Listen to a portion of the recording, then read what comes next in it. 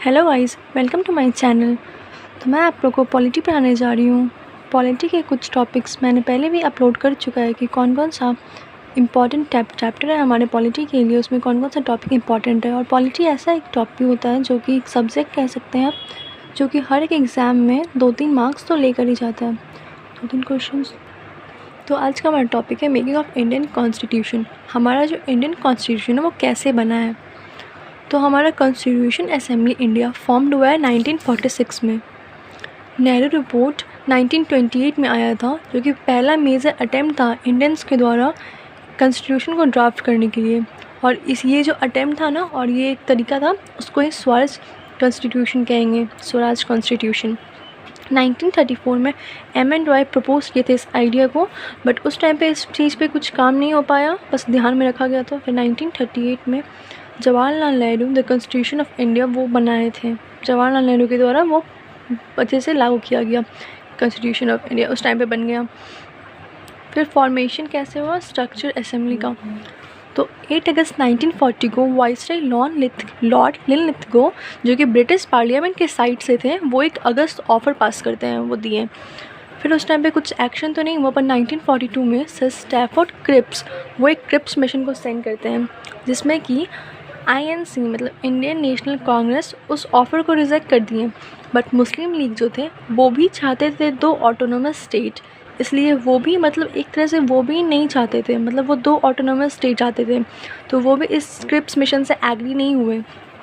इसलिए Cripps mission fail हो गया, क्योंकि ना ही मुस्लिम लीग इसको एक्सेप्ट किया और ना ही इंडियन नेशनल कांग्रेस इसको एक्सेप्ट किया। फिर 1946 में कैबिनेट मिशन इंडिया में आया। ये ट्रांसफ़र ऑफ पावर को डिस्कस करने के लिए कैबिनेट मिशन हमारे इंडिया में आया। इस कैबिनेट मिशन के प्लान में 3 मेंबर्स मेन लीड पे थे, Stafford Cripps, Patrick Lawrence and A.V. Alexander. इसको हम लोग याद करने की स्पा से लिख सकते हैं कि स्पा से याद रहेगा। टोटल सीट्स इसमें क्या डिसाइड हुआ 389 एंड ब्रिटिश सीट 296 और 93 सीट्स प्रिंसली स्टेट्स को मिल गया।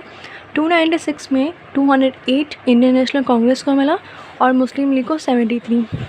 बाकी बच गया 15 इंडिपेंडेंट, और 15 इंडिपेंडेंट वो था जो कि इस इंडिपेंडेंट स्टेट्स को वो लेगा जो कि जीतेगा, मतलब इंडियन नेशनल कांग्रेस। इसी से फाइनली हमारा कॉन्स्टिट्यूएंट असेंबली फॉर्म्ड हो गया।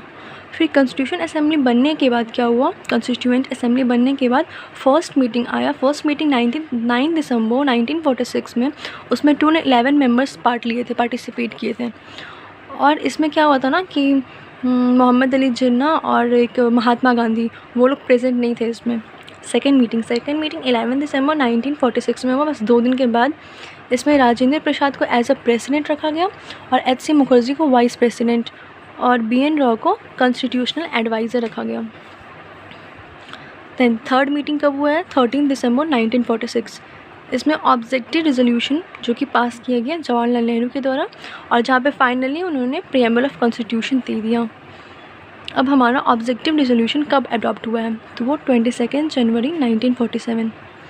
तो आज के लिए इतना काफ़ी था। मिलता है नेक्स्ट ब्लॉग में नेक्स्ट टॉपिक के साथ। तब तक के लिए बाय, थैंक यू। अगर आपको ये वीडियो अच्छा लगा तो आप एक बार सब्सक्राइब, लाइक और शेयर कर दीजिए।